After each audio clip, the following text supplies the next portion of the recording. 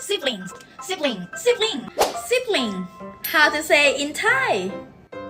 สวัสดีค่ะ Hello everyone.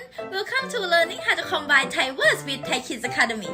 Today we will take a look at these two words. The first one is bigger brother or sister. In Thai we say P. And the second one is little brother or sister. In Thai we say น้อง but if I combine them together we will got พี่น้อง which mean big and little brother sister or which mean sibling.